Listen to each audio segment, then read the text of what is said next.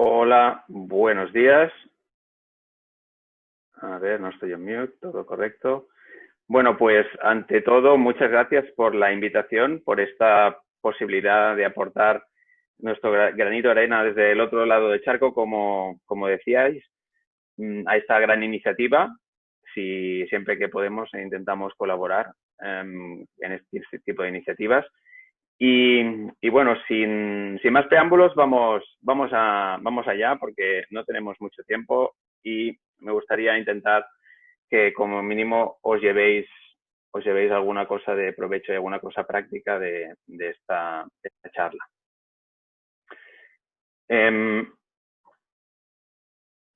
Esto era el año 1890 y había una fiesta en Pittsburgh. Estaban ahí todos los emprendedores, innovadores y empresarios del momento. Y entre ellos estaba Andrew Carnegie, el hombre más rico de USA en el momento y el fundador de US Steel.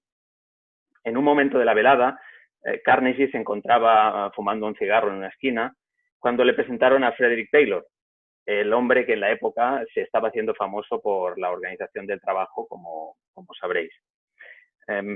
Joven, dijo Carnegie, dirigiéndose a Taylor, si puede decirme algo sobre la gestión de una organización que valga la pena escuchar, le enviaré un cheque por $10.000. Como podéis imaginar, $10.000 en 1890 era una gran cantidad de dinero, ¿no? Y entonces Taylor respondió, mire, señor Carnegie, le recomendaría que haga una lista de las 10 cosas más importantes que puede hacer y comience por hacer la primera, ¿no? Y según cuenta la historia, una semana después, Taylor recibió un cheque por $10.000. Cuando leí esta historia en un libro de estrategia hace años, mi reacción inicial fue de perplejidad y de asombro, ¿no? ¿Era esto una broma o por qué Carnegie, ¿no? Un titán de la industria, pagaría $10.000 por ese consejo? ¿Realmente se benefició de hacer la lista de 10 cosas más importantes? Pero había una verdad más profunda detrás. El beneficio que Carnegie obtuvo no fue de la lista en sí mismo, ¿no? En realidad vino de construir la lista. La idea de que las personas y las organizaciones tienen objetivos y los persiguen automáticamente como una especie de misil guiado es errónea y es lo que os quiero explicar hoy. El pago de $10.000 sugiere que no se trataba solo de una lista de recados, de una lista de la compra. Carnegie pagó porque ese ejercicio le obligó a reflexionar sobre sus propósitos más fundamentales, los retos y a idear formas de avanzar en ellos, ¿no? Y de eso va la estrategia y la intención estratégica. Entonces, hoy veremos lo que es cómo seleccionar los OKRs correctos, ¿no? Y primero, y un tema que repetiré constantemente, ¿no? Es que los objetivos no surgen de una sesión de brainstorming o no deberían surgir de una sesión de brainstorming. Los objetivos son la consecuencia de un proceso de pensamiento estratégico estructurado. Mi intención hoy es que comprendáis que definir objetivos no es estrategia. Forma parte del proceso estratégico, pero no es estrategia. Y que tampoco lo es una forma muy habitual de trabajar, que consiste en rellenar los blancos, ¿no? Fill in the blanks, que empieza por una visión, una misión, y luego una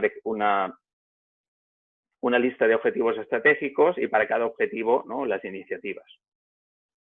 Hay que definir una intención estratégica y de ahí determinaremos unos retos. Unos retos a superar a medio plazo. Medio plazo puede ser 3-5 años o dependiendo si estamos hablando de una organización, un equipo, ¿no? Y para cada reto necesitaremos un diagnóstico, una política de guía y un conjunto coherente de acciones que implementaremos con alguna metodología. Por ejemplo, OKRs. En 35 minutos no tengo demasiado tiempo para entrar en detalle, pero me gustaría que al menos dispongáis de algunas referencias que podáis luego seguir por vuestra cuenta e ideas de cómo seleccionar los OKRs adecuados a cada nivel de vuestra organización. Y os dejaré también unas referencias bibliográficas que creo que son muy importantes al final y como veréis no hay ninguna de OKRs. ¿Cuáles son estos problemas que queremos solucionar, ¿no?, con los OKRs? Estamos al inicio del proceso de OKRs, ¿no? Es la selección de los OKRs. Pues, a ver, los que llevamos tiempo con OKRs, viendo OKRs en perspectiva, vemos que es una metodología aparentemente simple, ¿no? Como metodología no es rocket science, ¿no? Pero hay multitud de problemas relacionados con su implementación práctica, como sabréis. Aunque la mayoría de artículos y libros se centran en quizá los detalles más metodológicos y técnicos, ¿no? Cómo hacer esto, cómo se miden, qué es un key result, cómo se define un objetivo, los ciclos de feedback, si son de un quarter, de un mes, de una semana, ¿no? Buena parte de la conversación va centrada en ese aspecto metodológico. Y a mí, si me dieran a escoger, yo preferiría tener unos buenos objetivos y una mala implementación de OKRs que unos malos objetivos y una excelente implementación de OKRs. Y eso es de lo que hablaremos hoy, de cómo seleccionar estos OKRs adecuados. No es un silver bullet, pero sí que nos da unas normas básicas a seguir, ¿no? Y los 3 problemas que queremos solucionar son estos, que son muy habituales en muchas organizaciones a todos los niveles, sobre todo en este caso a nivel más ejecutivo, a nivel más directivo. Primero, que los objetivos se establecen de forma arbitraria, a veces sin una relación clara con un desafío concreto o ni con las capacidades propias de la organización. Con frecuencia, esto es el resultado de una falta de conocimiento profundo del negocio, de la industria y de la organización como un sistema. La falta de concentración en unos pocos objetivos de alto apalancamiento, ¿no? Hablaremos más adelante del concepto de apalancamiento. Es una tendencia habitual, ¿no? En intentar atacar muchos objetivos, y eso es la receta para el fracaso en cualquier tipo de empresa, ¿no? Veremos cuando hablemos de estrategia que estrategia es decidir, ¿no? Es decidir qué hacer y también decidir qué no hacer, ¿no? Y de ahí saldrán esos objetivos. Y luego también la selección de objetivos equivocados, ¿no?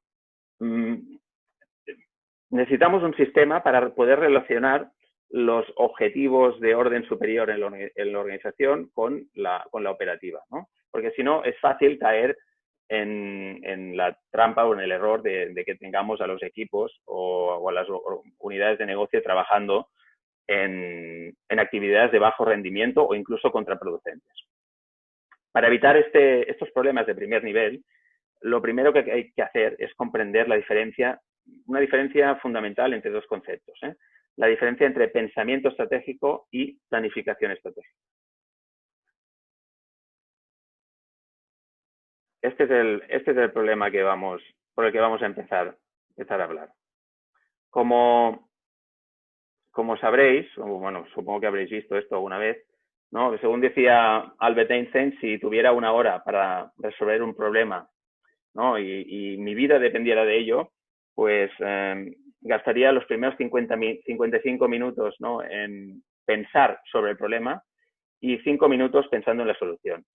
Esta forma de pensar de Einstein es justamente la contraria que encontramos en muchas organizaciones, no solo a nivel estratégico, sino también a nivel de desarrollo de producto o de innovación.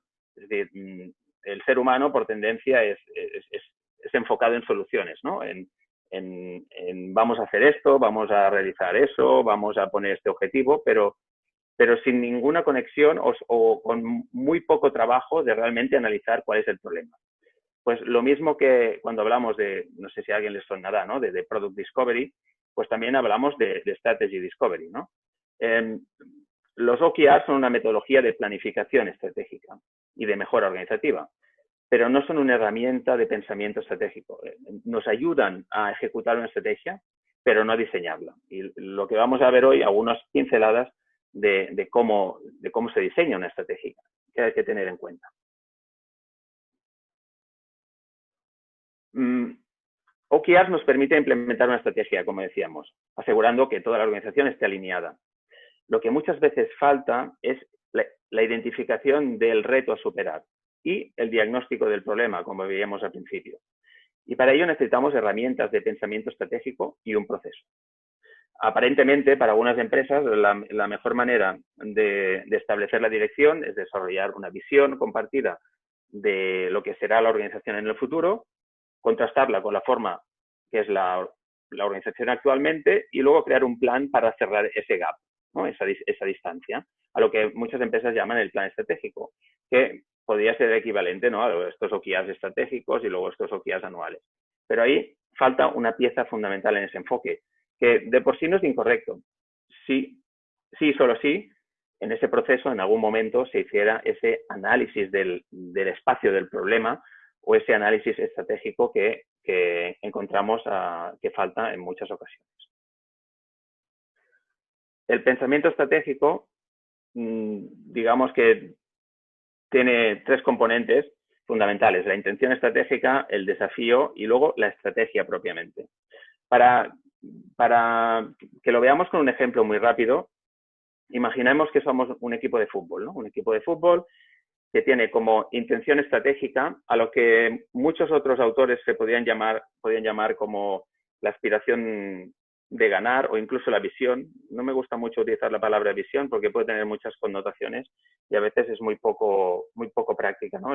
Ahora veremos lo de la intención estratégica, pero implica la esencia de ganar, ¿no? Y entonces, imaginamos que somos un equipo de fútbol y decimos, mira, nuestra intención estratégica en los próximos 15 años es convertirnos en uno de los 3 mejores equipos de fútbol del mundo, ¿vale? Estamos hablando de 15, 20 años. Eso es la intención estratégica.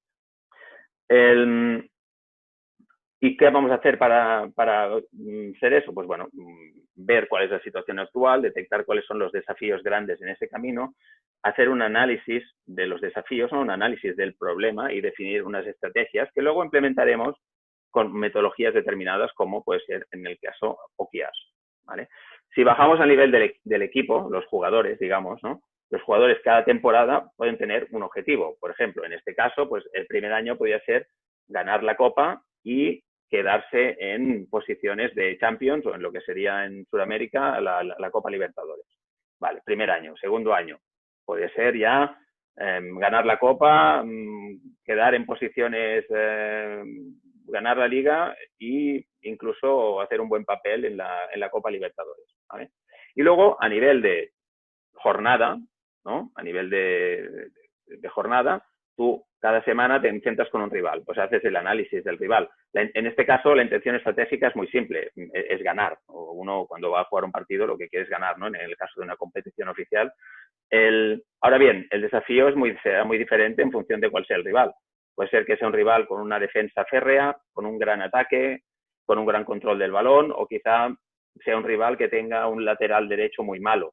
Entonces, ¿en qué consistirá la estrategia? Pues en coordinar y una acción coherente hacia y poner foco en entrar el máximo número de veces posibles por nuestra banda izquierda, que corresponde con el lateral derecho del equipo contrario. Eso sería la estrategia, ¿no?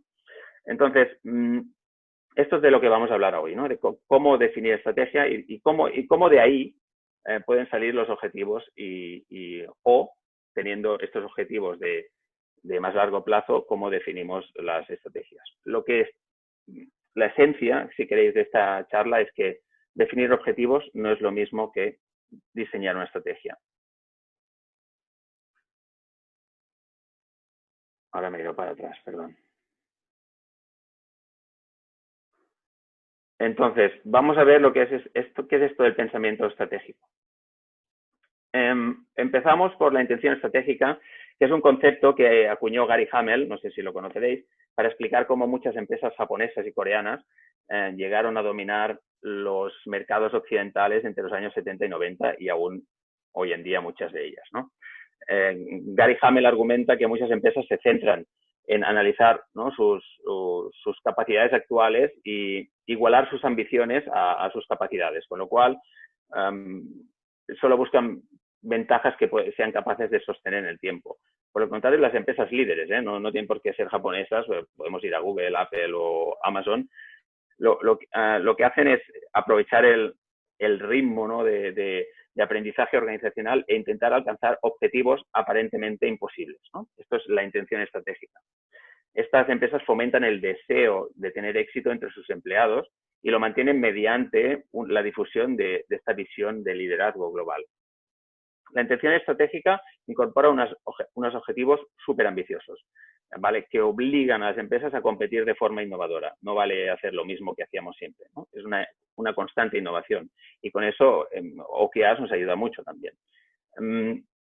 esta intención estratégica no deja de ser una expresión de liderazgo en el futuro, ¿vale? Y también establece el criterio que utilizaremos, ¿no? Esa política guía que veíamos en la primera slide, de cómo vamos a conseguir eso. No lo vamos a conseguir de cualquier manera o no vamos a ir viendo lo que pasa, ¿no? Ya hay un proceso de pensamiento estratégico ahí detrás. Otros autores se refieren a la intención estratégica como la aspiración de ganar, ¿vale? Todo esto lo tendréis en la bibliografía. Si le queréis llamar visión, le podéis llamar visión. Lo importante aquí es que esta intención estratégica crea un desajuste extremo entre las capacidades actuales de la organización y esta ambición, ¿no? La alta dirección, los ejecutivos, desafían a la organización a cerrar la brecha mediante la construcción sistemática de ventajas competitivas, ¿vale? Y esa es la clave del pensamiento estratégico, ¿vale? No definir objetivos, sino construir ventajas competitivas sistemáticamente y a poder ser más rápido que la competencia y ir acumulando esas ventajas competitivas. Esto es como si recortáramos una maratón de 42 kilómetros en sprints o en iteraciones de 400 metros, ¿no? Nadie sabe lo que va a pasar en el kilómetro 27 y el papel de la alta dirección es enfocar la organización en el challenge más importante a cubrir en los próximos 400 metros, ¿no? Esto se hace presentando estos desafíos corporativos que salen en esta imagen, para cada uno de los cuales diseñaremos una estrategia concreta. Ahora veremos, ¿vale? Un año podría ser, el desafío puede ser la calidad, otro año podría ser la atención al cliente, otro año podría ser la entrada en nuevos mercados y otro año podría ser una línea de productos rejuvenecida, ¿vale? Resumiendo, los desafíos corporativos son una forma de organizar esta adquisición de ventajas competitivas, una forma de identificar ese punto de foco para direccionar, digamos, los esfuerzos de empleados y recursos a medio y corto plazo. Estamos hablando de problemas a solucionar. Luego ya saldrán los objetivos, ¿vale? Pero ese es un tema fundamental también a la hora de diseñar un producto, ¿no? Vamos a ver qué problema estamos solucionando y luego de ahí ya saldrán las soluciones, ¿vale? Una vez hemos definido qué significa ganar, ¿no? Para nuestra empresa o para nuestro equipo de fútbol, entonces aparecen una serie de desafíos, ¿no? Analizamos la situación actual y vemos cuáles son los desafíos o problemas a superar. Estos desafíos se pueden traducir en iteraciones de 3 a 5 años, ¿no? que nos pueden llegar a conseguir esas ventajas competitivas acumulativas en el tiempo. Y es aquí donde vamos a diseñar estrategias para superar esos desafíos. Aquí es donde aplicamos el pensamiento estratégico, donde buscamos aquellas palancas en las que aplicando foco, fuerza y coordinación, que es lo que nos aporta OKRs, nos permitirán conseguir esa ventaja competitiva. Y para acabar con estas definiciones iniciales, vamos a hablar de lo que es estrategia, porque es una palabra seguramente muy utilizada y muy mal utilizada, y se utiliza estrategia para cualquier cosa. Primero, como ya he dicho, definir objetivos ambiciosos no es estrategia, es simplemente ambición. Está bien, pero no es el equivalente a estrategia. Estrategia implica dar una respuesta concreta y coherente a un desafío importante. La diferencia, a diferencia de un objetivo, una estrategia es un conjunto coherente de análisis, conceptos, políticas, argumentos y acciones que responden a este desafío de alto riesgo. Vamos a identificar estas rocas que veíamos en el camino, estos challenges, y unos puntos clave donde aplicando la fuerza y el esfuerzo de la organización, podemos, a modo de palanca, ¿no? Superar ese objetivo. Muchos ejecutivos, muchos directivos se quejan de problemas de ejecución, ¿no? La razón es porque generalmente han confundido estrategia con la fijación de objetivos. Cuando la estrategia se basa en un proceso de definición de metas de rendimiento, de objetivos de rendimiento, entonces sigue habiendo una brecha enorme entre lo que tiene que pasar, ¿no? Entre las ambiciones y lo que realmente está pasando entre las acciones.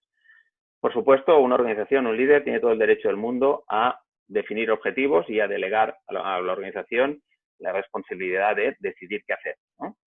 Pero eso no es estrategia, ¿vale? Si es así como funcionamos, vamos a llamarle establecimiento de objetivos. Lo que es estrategia lo define muy bien un autor que quizá alguno lo conocerá, que es Richard Rummel, en su libro Good Strategy, Bad Strategy, y salen muchos temas que ya hemos mencionado, ¿no? Lo que sería la esencia de una buena estrategia es, primero, identificar el desafío o desafíos, porque puede haber más de uno, generalmente hay más de uno. Y luego hacer un diagnóstico, ¿no? ¿Cómo vamos? ¿Cuál es la estructura de este desafío? ¿Cuáles son los puntos flacos? ¿Cuáles son los puntos fuertes? Y definir una política de guía, ¿no? Una política que nos indique los boundaries a seguir, qué podemos hacer, qué no podemos hacer, ¿no? Y luego buscar una acción coherente, coordinada para solucionar ese desafío, ¿no? Si fuéramos un médico, por ejemplo, un doctor, el desafío aparece como un conjunto de síntomas y un historial del paciente. El médico hace un diagnóstico clínico identificando una patología. El enfoque terapéutico elegido sería la política de guía y las prescripciones específicas de medicación, dieta, ejercicio físico, serían ese conjunto de acciones coordinadas para solucionar ese problema. A nivel de negocios, esto es un poco más complicado. Estamos hablando de un sistema complejo con muchas interacciones, muchas variables, pero generalmente el tema es lidiar con la competencia y con el cambio. Y el primer paso hacia una estrategia efectiva es diagnosticar la estructura concreta de ese desafío. Y para eso necesitamos herramientas de pensamiento estratégico. No vale simplemente con definir el objetivo de incrementar las ventas o entrar en un mercado o mejorar la relación con el cliente. Eso tiene que venir como resultado de un análisis. Y luego los OKRs nos ayudarán a poner esa acción coherente, ese foco, esa coordinación de acciones de toda la organización para resolver esos retos organizativos o retos de producto en caso de hablar de un equipo de producto. Si lo queréis ver, si lo vemos todo junto, podríamos verlo de esta forma, ¿no? Tenemos, por un lado, la intención estratégica a largo plazo, 10, 15, 20, 25 años, ¿no? Convertirnos en el mejor equipo del mundo. Luego vemos cuál es la situación actual, ¿no? Esto es una forma de pensar muy parecida. Los que conocéis Toyota, Kata, bueno, al final no deja de ser muy parecido el sistema. El tema fundamental que veis entre la intención estratégica, que podría ser la visión, si queréis, y la situación actual, que es un análisis que se acostumbra a hacer también, es que en medio, como veis, hay una zona donde hablamos de desafíos y estrategias. Y luego una acción coherente, coordinada, unas iteraciones que las gestionamos o nos aseguramos que estemos todos alineados con OKRs o Hoshinkanri, si queréis, ¿no? Esa es la gran diferencia. Y después de cada ciclo de OKRs, como sabéis, se revisan los OKRs, pero nosotros ponemos la flecha y la enviamos un poquito más hacia atrás, porque después de cada ciclo de OKRs, que puede ser 3, 5 años o un año, dependiendo las circunstancias, la situación actual habrá cambiado, los desafíos, algunos habrán desaparecido, habrán aparecido otros nuevos y podemos detectar nuevas estrategias. Digamos que en la parte izquierda estamos en el mundo del problema y en la parte derecha estamos en el mundo de las soluciones, ¿no? Entonces, la estrategia es lo que une esos dos mundos, ¿no? ¿Qué vamos a hacer para solucionar esos problemas? Y para ello tenemos lo que llamamos las fuentes de poder estratégico. Hay muchas, pero estas son aquellas palancas, ¿no?, que nos ayudarán a superar esos desafíos, ¿no? Aquí es donde hablamos de pensamiento estratégico. Como digo, hay muchas, y en la literatura que os he dejado al final vais a encontrar muchas más, pero he puesto 3 que son las que quizás se relacionan más con el mundo de OKRs, ¿no? Pero repito quizá otra vez un tema que es muy importante, ¿no? la esencia de la estrategia consiste en aplicar la fuerza contra la debilidad. Lo sabemos de las artes marciales, del fútbol o de cualquier otra cosa, ¿no? En perseguir la oportunidad más prometedora o incluso en aprovechar la fuerza del adversario en su contra, ¿no? Esa es quizá la esencia del pensamiento estratégico, pero necesitamos herramientas para buscar esos puntos flacos, ¿vale? Entonces, hay tres, aquí os muestro tres, hay 24 más, ¿eh? El diseño, el apalancamiento y el foco. El diseño, hay que pensar que una estrategia es un problema de diseño y no un problema de planificación, ¿vale?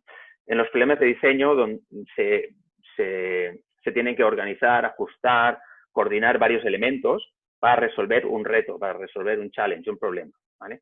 Entonces, una estrategia no se basa en tomar una decisión o en escoger de una lista de posibilidades. Una buena estrategia tiene coherencia, coordina acciones, políticas y recursos para lograr un fin importante, ¿vale? Y la estrategia ganadora crea fuerza a través de la coherencia de su diseño, ¿vale? La mayoría de organizaciones no hacen esto, por desgracia, y lo que consiguen, por el contrario, es perseguir múltiples objetivos que no están relacionados entre sí o, como decíamos al principio, incluso que están en conflicto, en contradicción entre sí. El apalancamiento, ¿no?, que es un fundamento básico del pensamiento estratégico, si lo vemos, ¿no?, esta imagen vale, ¿no?, vale más que 1000 palabras, digamos, ¿no? La buena estrategia consiste en enfocar las mentes, la energía y la acción en el momento adecuado, en el lugar adecuado, ¿no? Si vemos esta imagen, ¿no?, aquí el objetivo podría ser mover la roca, pero quizás si nos vamos un nivel más arriba, la intención estratégica puede ser construir una catedral. Y para construir una catedral tendremos que mover muchas rocas, ¿no? Entonces, ¿cuál es la forma, no? En este caso, si lo bajamos al nivel, ¿no?, de operacional, tenemos como objetivo mover la roca o llevar la roca a tal sitio, y para ello pues necesitamos los puntos de pivote, puntos de apalancamiento, concentración de fuerza y la anticipación, que básicamente consiste en anticipar cambios en la demanda que pueden venir motivados por muchos factores, y también muchas veces anticipar, eso ya es más difícil, reacciones de la competencia, ¿no? Y el tercer punto es el foco, ¿no? El foco implica atacar un segmento del mercado con un modelo de negocio que proporciona más valor a ese segmento que los otros, ¿no?, que los de los otros jugadores, los otros players, ¿no? Y se caracteriza por dos cosas. Por una, como veíamos otra vez, una coordinación de acciones que producen esa fuerza adicional, y luego también la aplicación de esa fuerza en un grupo concreto de gente, no en todo el mundo, ¿no? Esas son tres de las fuerzas estratégicas que tiene a disposición una organización, pero hay muchas más, como veremos en el siguiente slide, que no puedo explicar con mucho detalle, pero están referenciadas también en los libros que tenéis. Quizá la estrategia, las ventajas competitivas más básicas o esenciales es como dice Porter, ¿no?, el low cost o la diferenciación, ¿no? Tú puedes ser el productor más low cost de tu industria o el que creas una diferencia más grande en relación a la competencia. Y aquellos que realmente lideran sus mercados son aquellos que, incluso siendo low cost, además ofrecen mucho más valor, ¿no?, que es de lo que nos habla también la estrategia de Océano Azul, de crear nuevos mercados, de hacer la competencia relevante, de diferenciarnos bajando costes a la vez que incrementamos valor. También hay los mecanismos de defensa que muchos conoceréis, como las patentes, la propiedad intelectual, lo que yo llamo bajo el radar, under the radar, es decir, entrar en un mercado sin hacer mucho ruido, sin que los grandes players nos vean. Estamos hablando de low-end disruption, high-end disruption, atacar a los no consumidores, aquellos que están cerca de nuestro mercado, pero nunca se consiguen acercar al mercado, ¿no? Eso es lo que hizo muy bien Coursera en su momento, atrayendo gente que necesitaba hacer formación, pero no se podía pagar un máster universitario. ¿vale? La colaboración, competir colaborando, cambiar las reglas de juego de una industria, ¿no? Como hizo, no sé, por decir algo, ¿no? Airbnb o Uber, explotar una ola de cambio como la que estamos viviendo en estos momentos, los efectos multiplicativos de red, la integración y la desintegración vertical. Todas las industrias, sectores, segmentos siguen procesos de integración y desintegración vertical. Esto nos lo explica muy bien Clayton Christensen. Un ejemplo para que veáis de qué va esto es en el sector de las computadoras en los años 70 o 80, los grandes productores, IBM, NEC, en esa época, todo lo fabricaban ellos, ¿no? Toda la computadora, todos los componentes, la pantalla, el teclado, los chips, todo lo hacían ellos. Con el tiempo las industrias se van desintegrando verticalmente. ¿Y eso qué significa? Pues que un productor te hace el monitor, el otro te hace, Intel te hace los chips, la placa base te la hace otra empresa, luego aparecen los productores de tarjetas gráficas y al final las grandes marcas lo único que hacen es integrar todo eso, ¿no? Y poner su sello. Y la lógica de enlaces de cadena, que es construir toda una serie de una arquitectura de actividades que conjuntamente están interrelacionadas y además se refuerzan entre sí, haciendo muy difícil la copia. Eso es lo que, por ejemplo, IKEA no sé si está en Sudamérica, ¿no? Pero quizá lo conocéis. IKEA esta empresa lleva más de 50 años operando y no hay ningún competidor aún que le haga sombra. Fundamentalmente porque es muy difícil de copiar. No es que lo que hacen no es secreto para nadie, pero tienen tal serie de actividades interrelacionadas entre sí que es muy difícil copiar, ¿vale? Aquí, estas son 10 de formas de conseguir ventajas competitivas y es esa forma en la que tenemos que pensar para resolver challenges, ¿no? Challenges estratégicos. Y también tenemos unas trampas, ¿no? Cuidado con las trampas, y con esto ya acabo. Las 7 trampas de la estrategia. Aquí las enumero para que quede en constancia, pero vamos a ir una por una. El primero, y es quizá el leitmotiv de esta charla, no confundamos objetivos con estrategia, ¿vale? Es un problema básico y digamos que la mala estrategia asume, ¿no? que las metas y los objetivos son todo lo que necesitas. Y como hemos visto al principio, presentamos objetivos incoherentes, incluso impracticables, ¿no? Y muchas veces utilizan palabras de moda y frases altisonantes para hacer ver que sabemos de lo que estamos hablando cuando no hemos hecho ese análisis estratégico. Si no identificamos y analizamos esos obstáculos, esos challenges, no tenemos una estrategia. En cambio, tendremos un objetivo inalcanzable o un presupuesto o una lista de la compra, una lista de cosas por hacer, ¿vale? Ya hemos visto cómo las fuentes de poder estratégico algunas de las fuentes son la coordinación, la coherencia y el foco en las políticas y acciones a realizar. Y eso lo podemos conseguir con OKRs, ¿vale? Y la segunda característica de una gran estrategia es aprovechar las fortalezas y aplicarlas donde tendrá mayor impacto, ¿no? Por eso la imagen de la palanca, ¿no? ¿Cuáles son esas palancas, esos puntos de apalancamiento estratégico, esas ventajas competitivas que nos van a ayudar a dar un salto cualitativo y cuantitativo en nuestra organización? Otro de los fallos típicos, y eso lo habremos escuchado todos miles de veces, si todo es prioritario, nada es prioritario. Definir una estrategia significa tomar decisiones, significa decidir qué hacer y qué no hacer. Hay que elegir, ¿no? Y esa es la parte más dura y más difícil de un director de producto, de un product manager o un ejecutivo, ¿no? Decir lo que hacer y decir lo que no hacer. Luego también tenemos el error de Don Quijote, digamos, que es entrar en un mercado o en una industria atacando al competidor más fuerte cara a cara, ¿vale? Tenemos que recordar que hay otras formas más sutiles de entrar en mercados sin hacer mucho ruido, como hicieron empresas japonesas y coreanas en los años 70 y 80 y 90, ¿vale? Y hoy en día se sigue haciendo, ¿eh? Luego tenemos el error estratégico de tener guerras en múltiples frentes, ¿no? Y aquí, si alguien sabe algo de historia de la Segunda Guerra Mundial, uno de los errores estratégicos garrafales que cometió el ejército nazi fue abrir el frente de la Unión Soviética. No, no, Hitler, aparte de nazi, era estúpido, no hizo caso a sus generales, a sus mariscales de campo, y decidió atacar a la Unión Soviética cuando tenían un tratado de no agresión.